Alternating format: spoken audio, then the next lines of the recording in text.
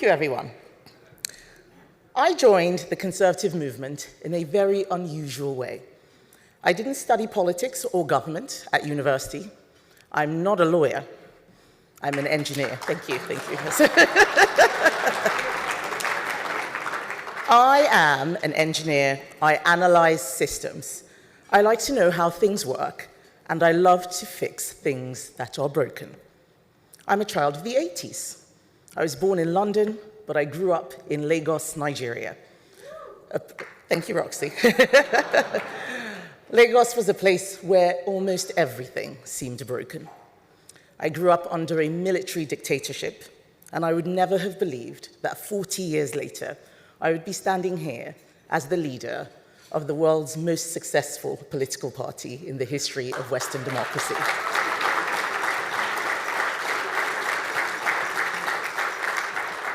And yet, I am here as leader now because my party suffered its greatest ever election defeat.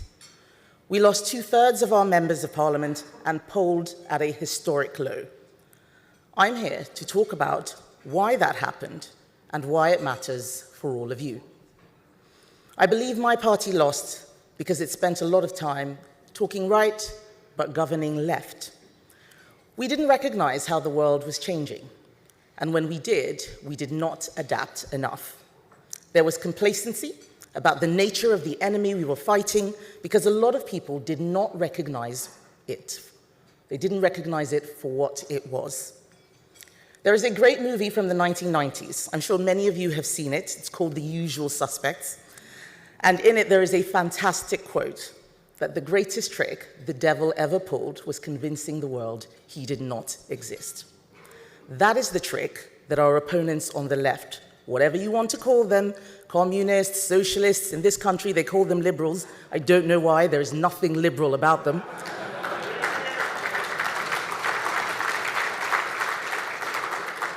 But there is a trick that they play, which is that they smuggle ideas and policies that look like liberalism, but are anything but. Liberalism has been hacked. Let me give you an example. The UK, like many countries, has generous laws to accommodate persecuted people who are seeking asylum. It was reported this year that 1 in 7 asylum seekers who were housed on a barge in southern England were converting to Christianity under the supervision of local church leaders. So I'm not religious myself, but I am and always will be the granddaughter of a Methodist reverend. And I know the joy that comes to priests every time their flocks grow and a sinner repenteth. But I found it shocking that not a single one of these conversions was treated with any suspicion until at the same time it was discovered that one convert was found to have committed multiple sexual offenses after arriving in the UK and then went on to carry out a chemical attack on a mother and her 2 young children. And it turned out that over many years, we have had very naive church leaders converting people who had no interest in Christianity as a means to circumvent border control. This is what I mean when I say that liberalism has been hacked.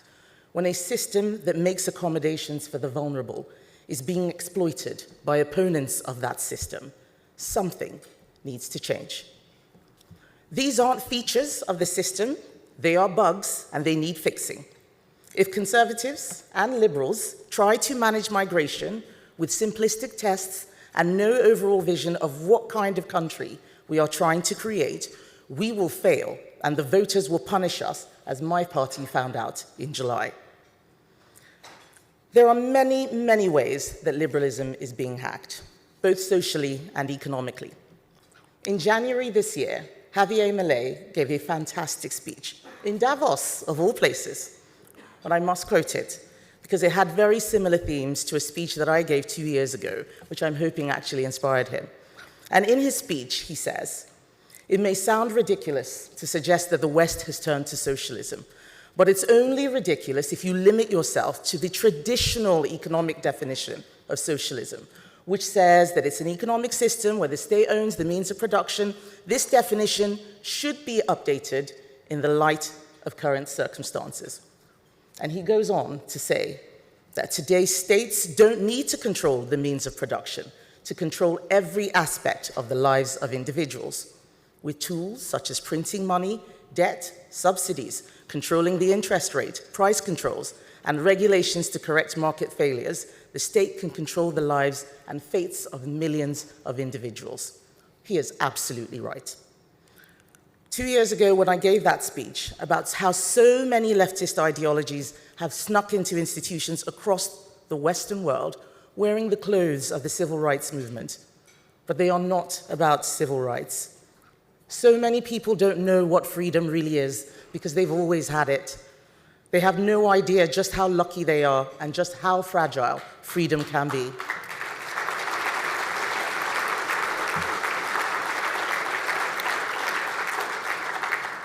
They don't know how easily freedom can be taken away, or in some cases, given away. I was lucky in my experiences. I was born to a relatively wealthy family and had a decent education. But I also know what it is like to be poor. I watched my family become poor as their wealth, income, and savings were inflated away by destructive government policies. But they didn't call it socialism, but it definitely was. Capital controls, no freedom of movement, government owning the means of production. And there was no freedom either. The government decided which school your child went to, it decided which businesses could or could not operate, all the way to arrests with no trial and state-sanctioned murder. So I know what freedom looks like. It's what I had in the UK. I know the values that can make citizens wealthier and happier, and how without them, they become engines of misery and despair. Classic liberal values, not left-wing liberalism, but classic liberalism of free markets, free speech, free enterprise, freedom of religion, the presumption of innocence and trusted institutions within the rule of law, and equality under the law, no matter who you are or where you come from. All of those things were missing when I was growing up as a child. So I know their value, and I know that in the West, we may be losing what made our countries great. All of us here are custodians of a great tradition, a tradition that is under threat. We all have something in common, whether you identify as a conservative or as a classic liberal, all of us on the center-right share these values, and we are dealing with the same problem, and that is that those values have been hacked, they have been undermined. But if we can spot the trick, we can stop it from destroying our societies. We are giving away freedoms away by stealth because we don't know that value, and we are not adapting. Ideologies and beliefs that demand our tolerance, even as they seek to undermine the very culture and institutions that create that tolerance. It is the question all of us in politics today must answer.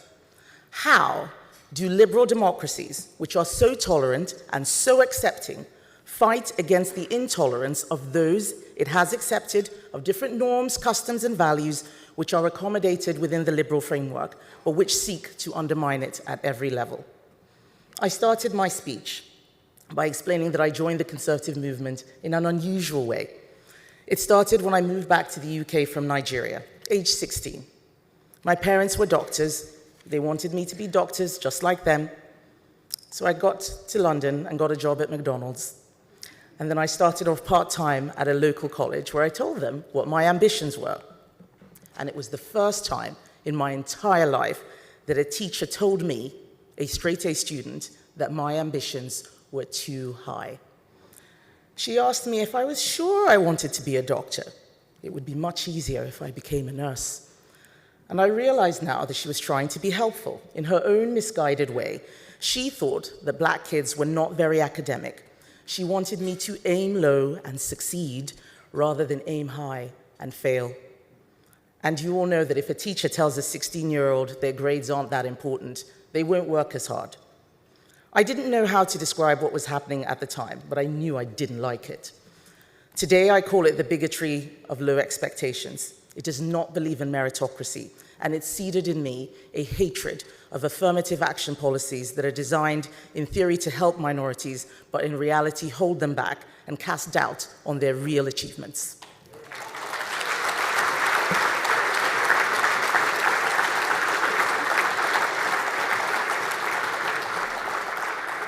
The truth is that the left are not that interested in ethnic minorities, except as a tool to fight their battles against the right.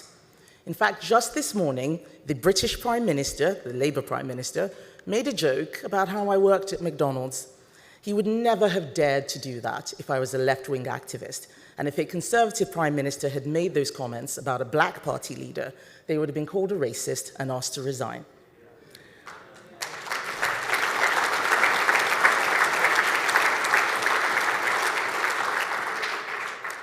Even as a teenager, I could see the hypocrisy in so much of their rhetoric. I knew that these were not my kind of people, and so I started taking an interest in conservatism and happened upon the books of Thomas Sowell, and the rest, as they say, is history. Growing up in a place where everyone looked like me inoculated me against the fashionable and nonsensical notion of white privilege, or that oppression was primarily related to skin color. Oppression narratives are the new cloak for socialism to smuggle itself into institutions, pretending to be civil rights, pretending to be social justice. These are the new battle lines, and I'm here to tell you how to fight them. In the UK, I'm criticized as a culture warrior. It is meant to be pejorative, but I love the title the left-wing media give me. My grandfather told me that I was descended from warriors, and so I think I'm keeping up with tradition.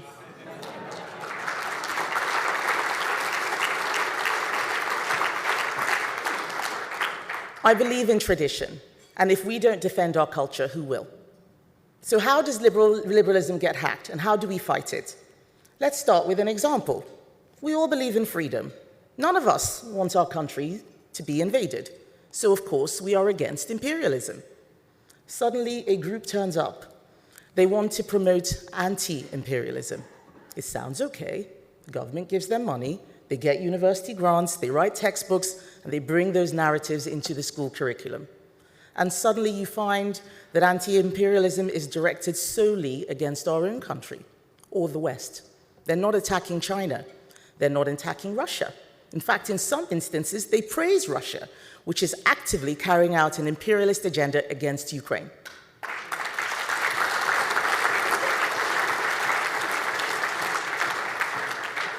Here's another example, the anti-racism movement. We are all against racism.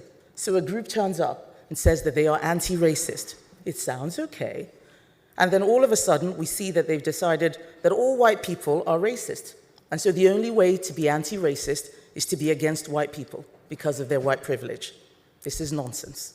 And it happens over and over and over again. We all care about our environment. We are conservatives. Conservative parties, by their very nature, are almost rooted in rural communities, the original parties of the land, dedicated to leaving a better world for our children. And for many years, conservatives happily worked with all parties to protect the natural world, to repair it where needed, to make it more beautiful, and to tread carefully in how we used its riches. Yet, just as in so many policy areas, these values were hacked, replaced by a radical green absolutism. Looking after our planet became an exclusive discussion about net zero and reducing emissions, and alongside it, the growth of activist governments to regulate it. Even feminism, that was meant to promote the rights of women, has spent so much time diving into postmodernism and deconstructing the dialectic, it doesn't know what a woman is anymore.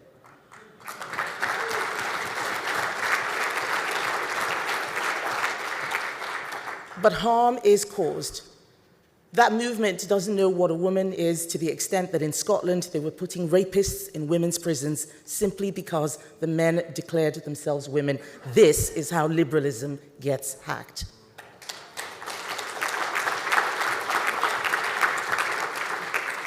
We talk about free speech, and then our enemies use it to feed self-loathing propaganda to our children on social media. We talk about freedom of religion, only to see those that do not want freedom use their religion and use their rights to take away the freedoms of others, as we saw just last week in the UK Parliament when a Labour MP effectively demanded blasphemy laws.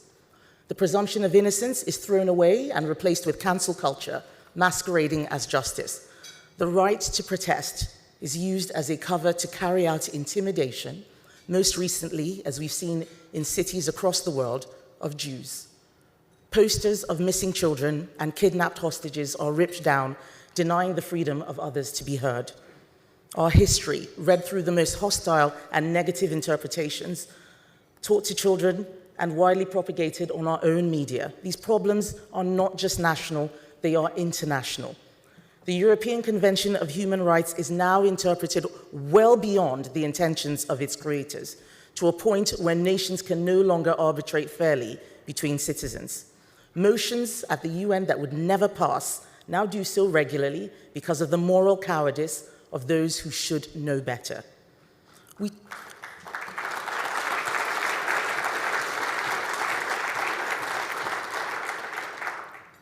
We turn up at international conferences, and other countries are demanding reparations to the tune of trillions of dollars for historical injustices, as we saw at the Commonwealth Conference earlier this year. Every country in the world can claim that it deserves reparations from another one. This is not serious foreign policy. And I remember when talks of reparations were a fringe discussion, but the movements are springing up and they will become mainstream because their proponents sense a weakness in the West and in those who are meant to defend and champion Western values. I don't like using the word woke to describe these issues. I use progressive authoritarianism because the word woke masks just how deeply destructive these ideologies are. But for some reason, progressive authoritarianism is not catching on. I don't know why. So how do we fix this? We need muscular liberalism and muscular conservatism. We don't want to throw away any of the things that are good about our society, but we need to police the boundaries, otherwise our opponents will blur them to the point where they no longer exist. And the first step is to explain the value of liberty. Our opponents have no fundamental concept of the meaning of liberty. They see it as freedom to do bad things. Whether they are offensive or exploitative, that's all they think about. Liberty is a practical necessity for a flourishing society. It is not just a philosophical nice to have. The second thing we have to do is to stop the expansion of the state. A common mistake is to accept that every problem requires the state to get involved, and this reinforces that belief that state action can solve everything when it cannot. The more state power grows, the more we curtail what people can and should do for themselves.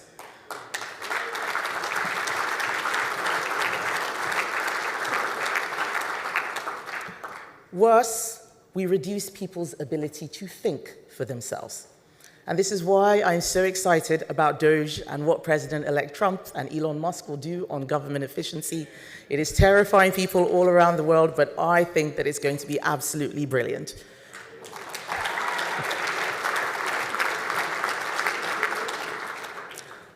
The Conservative Party forgot what the state's purpose is in national life.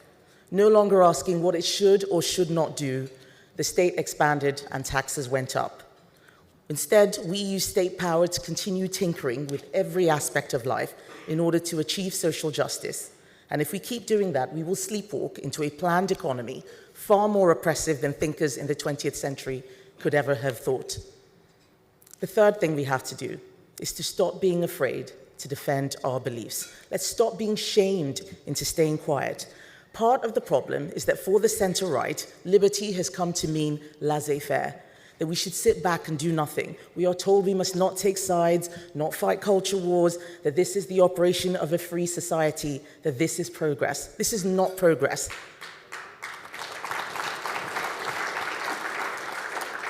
This do-nothing attitude is deeply misguided. Freedom must be protected and nurtured with reference to broader principles. Thank you. People should always be treated as individuals. Due process must always be ensured, and a limited state should operate in a neutral fashion to everyone in society, and the rule of law must be protected, under which all are equal. We cannot reverse time, but we can build a new future, and this requires a philosophy that is strong and confident in itself, and not overly fixated on the past. I'm not talking too much about the past today. I want to talk about the future, because we have to make a case for what we are for, not just what we are against, and not just about how things used to be. If we talk about what we are against all the time, we create new opponents, but very few, if any, new allies. A positive alternative is needed, not just harking back to nostalgia. And this project also requires the case to be made for that leaner government that stops the unnecessary growth of the state I just described, and that growth of the state is what has been creating those multiple opportunities for activists to spread left-wing ideology. But too much rhetoric speaks of a smaller state as an end in itself. It is more than that. A smaller state is a means to secure a better way of doing things, allowing bureaucracy to focus and prioritize its resources. The best governments do a few things well and not many things badly. So in conclusion, we can look at what is happening around the world. Arguments over pronouns and gender-neutral toilets or statues and white privilege may seem trivial when compared to solving climate change and the demographic time bomb of an aging population. But they are linked. You can't ask the rest of the world to make sacrifices to achieve net zero if you've just told them that Western civilization prospered by exploitation. Why should they trust you? Why should they trust you on anything from technology to vaccines and public health? If the West is only prosperous due to slavery and colonialism, if all of its success is down to the patriarchy and white supremacy and heteronormative oppression, there is a price to be paid. And that price is that our beliefs, democracy, equality before the law, meritocracy, free markets, are fiction.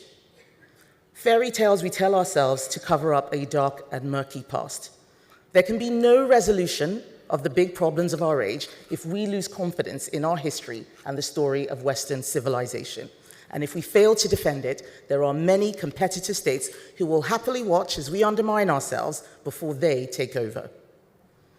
So as I conclude, I apologize for ending on a morbid note, but I want to share a personal story of what happens when we don't defend the things we believe in, when we fail to give hope to the young. A vacuum is created, and other beliefs fill this vacuum. 2 years ago, this month, almost to the day, my cousin, who was living in Canada, killed himself. He was 27 years old, and he had fallen down the social media and internet rabbit hole of anti-natalism and pro-mortalism, left-wing movements I'd never even heard of. He had spent months, we found out, probably years, reading and self-radicalizing, learning about how human beings were a plague on the world, that our very existence was destroying the planet. These movements promoted the idea that having children was wrong, evil even, that ending your life was a better way to stop the spread of misery around the world. And it was heartbreaking to know that these ideas had filled his mind and tortured him. He is, or was, one of a generation of young people that see nothing ahead of them but a bleak future and no hope. I worry that when we do not promote what we believe, when we don't talk about it enough, things that matter, things that make life worth living, the importance of family, personal responsibility, how our beliefs and how our ideas are a force for good around the world, we fail to offer hope to the next generation. It is our job to provide hope. There is no cavalry coming, it is just us. We have a job to do in championing and defending values that don't just help to win elections, but make the world a better place. Thank you.